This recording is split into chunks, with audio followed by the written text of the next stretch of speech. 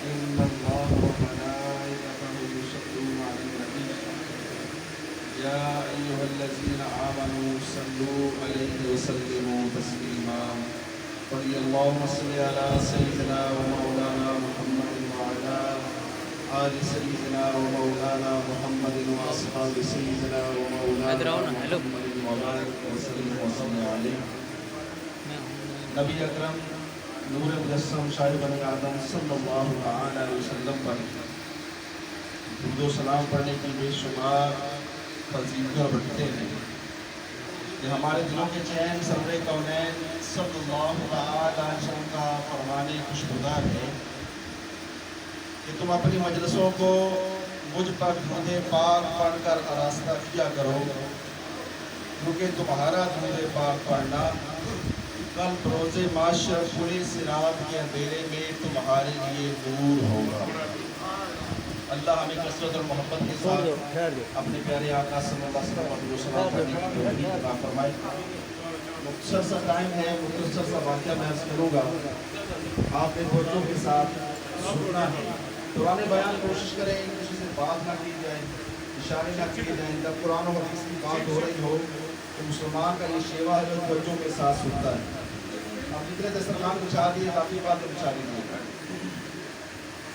اللہ تبارک و تعالیٰ نے قرآن پاک میں کم و بیش 700 مقامات پر کم و بیش نماز کا حکم ارشاد فرمایا ہے، اور میرے کریم آقا صلی اللہ علیہ وسلم نے ارشاد فرمایا کہ نماز میری آنکھوں کی ٹھنڈک ہے۔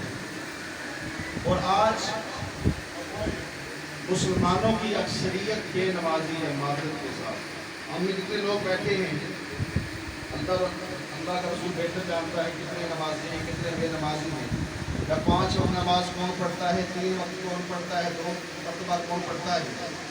ہم نے بے شمار کمزوریاں پائی جاتی ہیں، لیکن میرا رب بڑا مہربان اور کریم ہے، ہماری نافرمانیاں دیکھتے ہوئے، ہماری کوتاہیاں دیکھتے ہوئے پھر بھی اس کی رحمت چھما چھم برس رہی ہے۔ اگر ہم اپنے اعمال کا جائزہ لیتے ہیں، اپنے کرتوتوں کا جائزہ لیتے ہیں، ہم تو اس قابل نہیں کہ اللہ تعالیٰ ہمیں رزق کا ایک دانہ عطا فرمائے۔ یہ سب اس کے پیارے محبوب کا صدقہ ہے کہ آج رب کریم نے ہمارے عیبوں کو چھپا رکھا ہے۔ ہمارے عیب، ہماری خطائیں، ہمارے گناہ صرف ہمارا رب جانتا ہے۔ اگر ہمارے عیب ایک دوسرے کے سامنے ظاہر ہو جائیں، ہمارے گناہ ایک دوسرے کے سامنے ظاہر ہو جائیں تو یقین کیجیے ہم ایک دوسرے کو مار دیں، اس قدر ہمارے اندر کمزوریاں پائی جاتی ہیں۔ اللہ تعالیٰ کی بارگاہ میں التجا ہے کہ ہماری کو مولا تو بڑا رحیم اور کریم ہے، 70 ماؤں سے بڑھ کر بندے سے پیار کرنے والا ہے۔ جس طرح تو نے دنیا میں ہمارے عیبوں کو چھپا رکھا، مالک و مولا فروز معاشر ہمیں رسوا نہ کرے۔ نماز بچپن سے ہم سنتے آئے، پہلی کلاس سے لے کر آج اگر ہماری عمر 50 سال ہو گئی، 60 سال ہو گئی، 70 سال ہو گئی، بچپن سے ہمیں سبق ملتا رہا۔ ہمارے والدین ہمیں یہ سبق دیتے رہے، ہمیں بڑے یہ سبق دیتے رہے، ہمارے اساتذہ یہ سبق دیتے رہے، دوست احباب ہمیں نصیحت کرتے رہے، نیک لوگ ہمیں نصیحت کرتے رہے۔ 5 وقت کی نماز مسلمان پر فرض ہے۔ ہم جس نبی کا کلمہ پڑھتے ہیں، جس نبی سے محبت کا اظہار کرتے ہیں، جس نبی کے صدقے اللہ نے ہمارے عیبوں کو چھپا رکھا ہے، جس نبی کے صدقے ہمیں رزق ملتا ہے، جس نبی کے صدقے عزتیں ملی ہیں، جس نبی کے صدقے عظمتیں ملی ہیں، جس نبی کے صدقے ہمارے مسائل حل ہوتے ہیں، اس نبی پر 6 نمازیں فرض ہیں۔ ہم پر 5 نمازیں فرض ہیں۔ ہم میں سے اکثریت بے نمازی ہے، کہنے کی حاجت نہیں، پورے پاکستان کا جائزہ لیں، 90% لوگ بے نمازی ہیں۔ اپنے محلے کی مسجد کا جائزہ لے لیں، اپنے گھر کے افراد کا جائزہ لے لیں کہ ہمارے دل میں خدا کا خوف کتنا ہے، خدا کے نبی سے محبت کتنی ہے۔ کورونا وائرس سے تو ہمیں ڈر لگتا ہے، لیکن خدا سے ڈر نہیں لگتا۔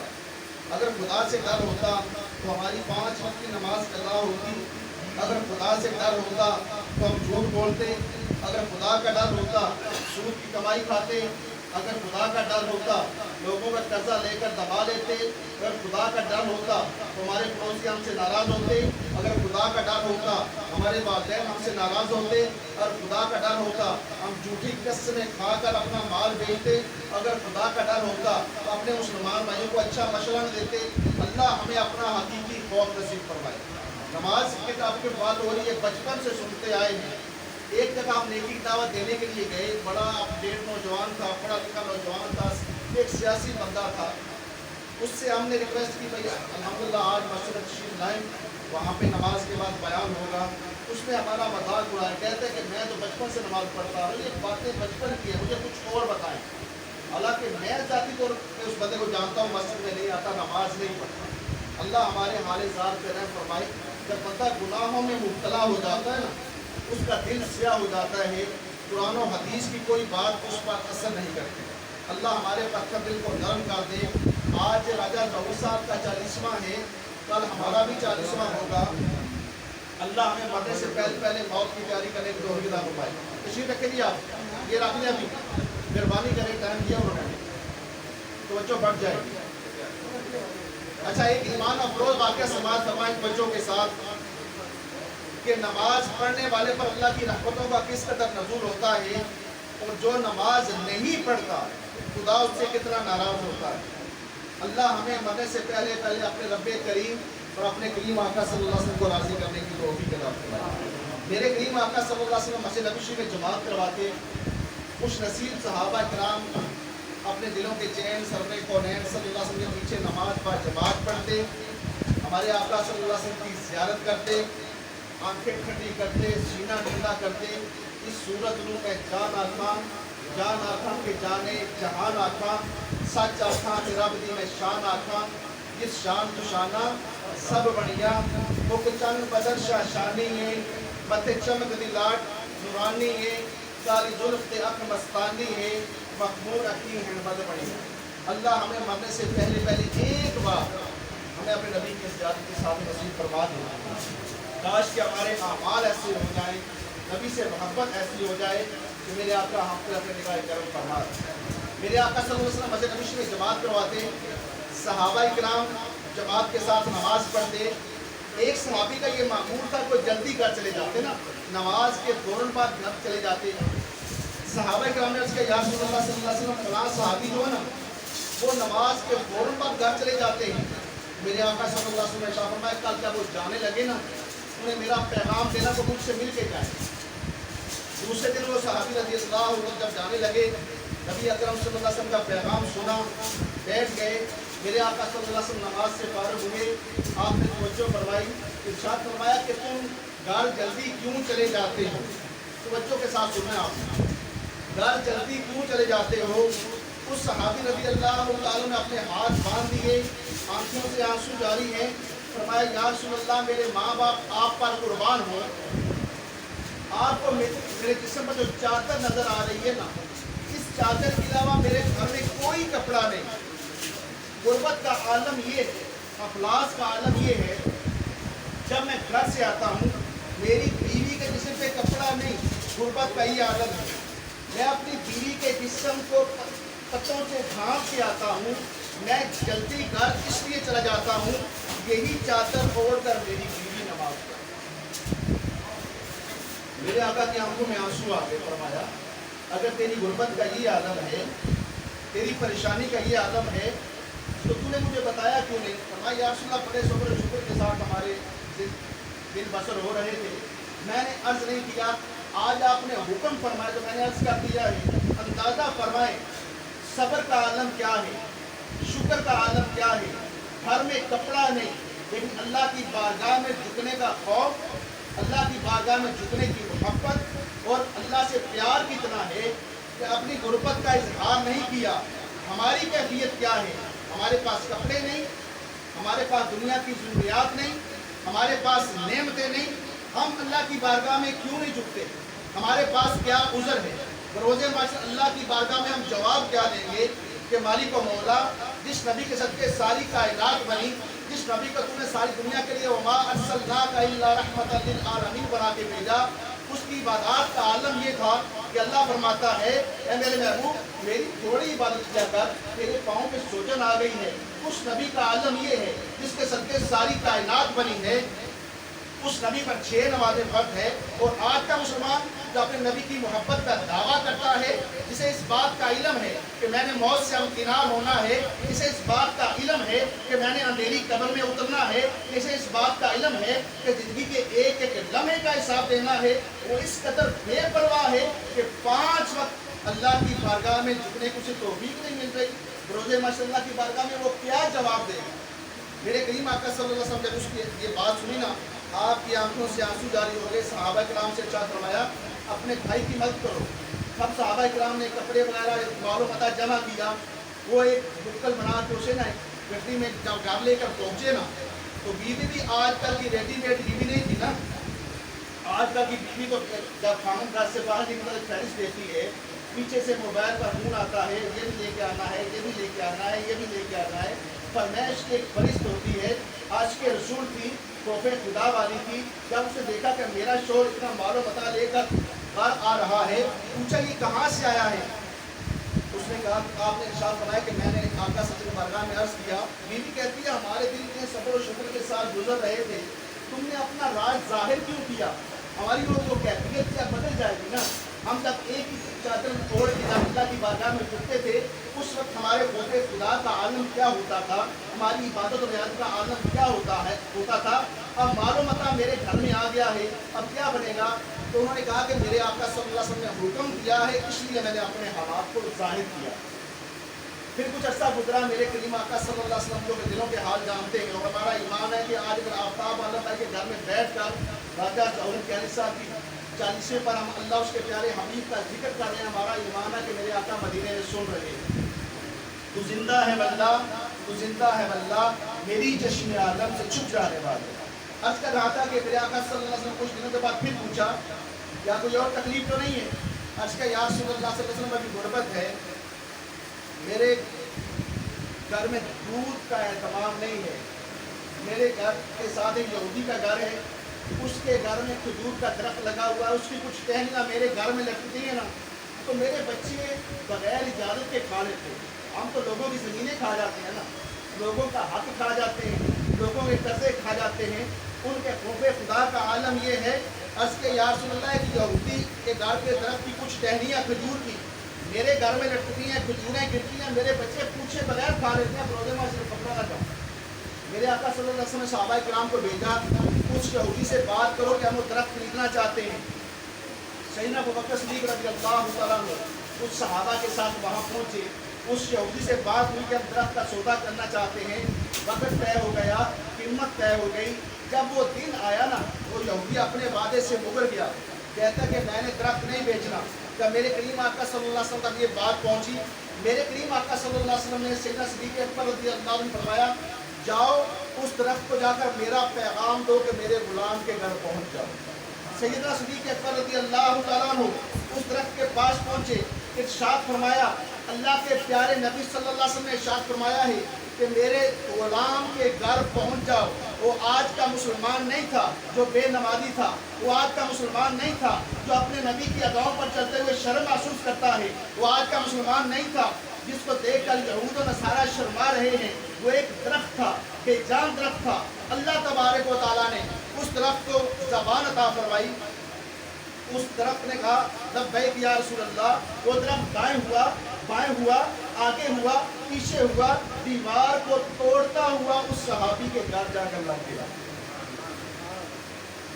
پھر کچھ عرصہ گزرا، میرے کریم آقا صلی اللہ علیہ وسلم مسکرا کے اس صحابی کو پھر دیکھا، کیا کوئی اور تکلیف تو نہیں ہے؟ فرمایا یا رسول اللہ ایک تکلیف اور بھی ہے، میرے گھر میں دودھ نہیں ہے، بچے دودھ کے لیے ترستے ہیں، غربت ہے۔ میرے آقا صلی اللہ علیہ وسلم چاہتا ہوں میں چلو آج ہم تمہارے گھر چلتے ہیں، سنا ہے کہ آپ ہر عاشق کے گھر تشریف لاتے ہیں، میرے گھر میں بھی ہو جائے چلانا۔ ہمارے گھر میں چلانا کیسے ہو؟ ہمارے گھر کے 5 افراد ہیں، 4 بے نوازی ہیں، ہمارے گھر میں فلمیں لگتی ہیں، ہمارے گھر میں ڈرامے لگتے ہیں، ہمارے بچے موبائل پر فلمیں ڈرامے رات 2-2 بجے تک دیکھتے ہیں۔ جس گھر میں بے نمازی ہوں، جس گھر میں فلمیں لگتی ہوں، جس گھر میں ڈرامے لگتے ہیں، جس گھر میں بے حیائی کی باتیں ہوتی ہوں، جس کی کمائی حلال کی نہ ہو، کیا اس گھر میں میرے آقا تشریف لائیں گے؟ کیا اس بندے پہ کرم ہوگا؟ کاش ہمارے اعمال ایسے ہو جائیں، ہمارا کردار ایسا ہو جائے کہ مدینے والے آقا ہم پہ بھی اپنی نگاہ کرم فرمائے۔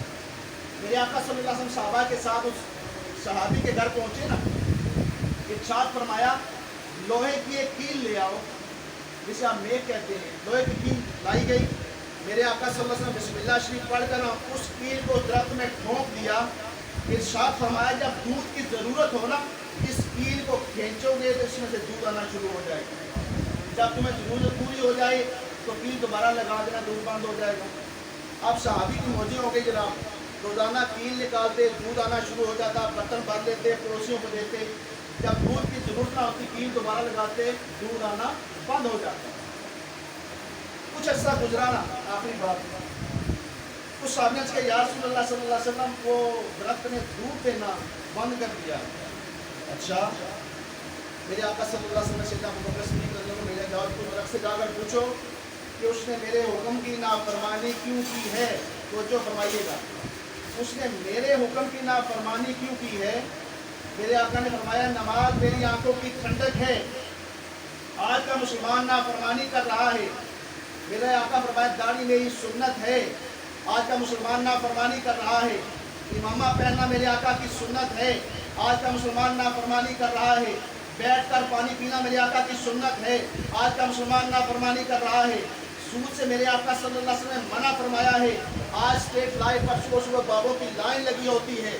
ہمارا ہر عمل اللہ کی نافرمانی میں بسر ہو رہا ہے، اپنے آقا کی بات پہ ہم عمل پیرا نہیں ہیں۔ خدا کی قسم دنیا میں بھی نبی کے صدقے ہم بچیں گے، قبر میں بھی نبی کے صدقے ہماری بخشش ہوگی، اور بروز معاشر نبی کے صدقے ہماری شفاعت ہوگی۔ آج سوچیں، جس نبی سے محبت کا دعویٰ کرتے ہیں، جس نبی کا کلمہ پڑھتے ہیں، جس نبی کے صدقے اللہ نے ہمارے عیبوں کو چھپا رکھا ہے، ہم نے اس نبی کے دل کو رنجیدہ کر رکھا ہے۔ آج کعبے کا طواف بند ہو گیا نا، روزہ رسول کی حاضری بند ہو گئی، اس سے بڑی شرمندگی ہمارے لیے کیا ہے؟ ہمیں تو مر جانا چاہیے۔ مسلمانوں کی یہ بدکاریاں ہیں، یہ گناہ ہیں، جس کے صدقے آج 30 لاکھ بندہ حج سے محروم ہو گیا۔ کرونا وائرس ایک بہانہ ہے نا، یہ خدا کا عذاب ہے، خدا کی ناراضگی ہے۔ خدا نے آج تک اس قوم کی حالت نہیں بدلی، نہ ہو جس کو خیال آپ اپنی حالت کے بدلنے کا۔ سیدنا صدیق اکبر رضی اللہ عنہ کے پاس پہنچے، ارشاد فرمایا کہ اللہ کے نبی نے فرمایا ہے کہ تم نے میرے حکم کی نافرمانی کیوں کی ہے؟ اللہ نے اس درخت کو زبان عطا فرمائی، اس درخت سے آواز آئی، میری کیا مجال کہ میں اللہ کے پیارے حبیب کے حکم کی نافرمانی کروں؟ وجہ یہ ہے کہ ایک مرتبہ ایک کوا اڑتا ہوا میرے اوپر آ کر بیٹھ گیا، اس کوے کے منہ میں ایک بے نمازی کی چوسی ہوئی ہڈی تھی نا، جب وہ کوا اٹھا یا اڑا تو بے نمازی کی چوسی ہوئی ہڈی مجھ پر چھوڑ گیا، اس ہڈی کی نوسط سے میرے اندر دودھ کیا پانی بھی خشک ہو گیا۔ جس گھر میں بے نمازی ہوں ان کو رزق مل رہا ہے، اللہ کا کرم نہیں۔ جس گھر کے افراد بے نمازی ہوں ان کے رزق میں تنگی نہیں آ رہی، اللہ کا کرم نہیں۔ جس گھر میں بے نمازی ہوں اللہ نے انہیں اولاد دے رکھی ہے، اللہ کا کرم نہیں۔ تھوڑا سا غور کیجیے، دوسروں کو بدکار کہنے والے، اپنے آپ کو نیک سمجھنے والے، ہر بندہ اپنے گریبان میں جان کر دیکھنے کی کوشش کرے۔ اللہ کا احسان عظیم نہیں کہ اس نے ہمیں مسلمان بنایا، مسلمانوں کے گھر میں پیدا فرمایا، اپنے آخری محبوب کا امتی بنایا، پھر ہمارا کردار ایسا کیوں ہے؟ کون سی برائی ہمارے اندر نہیں پائی جاتی؟ کہ آج کا مسلمان شرابی نہیں، آج کا مسلمان زانی نہیں، آج کا مسلمان سود کی کمائی نہیں کرتا، آج کا مسلمان گالیاں نہیں بکتا، آج کا مسلمان اپنے والدین کو گالیاں نہیں بکتا، آج کا مسلمان دوسروں کا حق نہیں مان رہا۔ یہ تعلیمات ہیں اسلام۔ میرے آقا صلی اللہ علیہ وسلم لکھنے والی مشق اللہ ہے، اللہ نے فرمایا لقد کان لکم فی رسول اللہ اسوۃ حسنہ، میرے نبی کی زندگی تمہارے لیے بہترین نمونہ ہے۔ 40ویں کے ختم پہ آئے ہیں، میں سے لے کے جائیں، کسی کو نماز معاف نہیں، کسی حالت میں معاف نہیں۔ کچھ کیفیات ہیں کہ اگر معاف ہو بھی جائے نا تو 5 اللہ کی بارگاہ میں جھک جائیں۔ اگر آپ یہ سمجھتے ہیں کہ ہم بڑے مصروف ہیں، ہمارا کاروبار زیادہ ہے، ہماری मसरूफियात हैं, हम मस्जिद में नहीं जा सकते, नमाज नहीं पढ़ सकते, ये आपकी गलतफहमी है। जब अल्लाह किसी से नाराज़ होता है ना, उसका रिज़्क़ बंद नहीं करता। धूप से ये नहीं कहता कि उसके घर में नहीं जाना, हवा से ये नहीं कहता कि तूने उसके घर तक नहीं पहुंचना, उसकी सांसों तक नहीं पहुंचना। जब अल्लाह किसी से नाराज़ होता है, उसे अपनी बारगाह में झुकने की तौफीक नहीं होती। आइए आज के इस कदम से हम ये मैसेज लेके जाते हैं, हमने अपने करीम आका सल्लल्लाहु अलैहि वसल्लम के फरामीन पे अमल करना है। 5 अल्लाह की बारगाह में झुककर अपने गुनाहों की माफ़ी मांगनी है, ताकि हमारे मरने से पहले पहले हमारा रब्बे करीम हमसे राज़ी हो जाए। अल्लाह अपने सिरात मुस्तकीम पर चलने की तौफीक अता फरमाए। अल्लाह ताला हम सब का खात्मा ईमान पर फरमाए। जो सुना उस पर अमल करने, याद रखने, मुझ तक पहुँचाने की तौफीक अता फरमाए।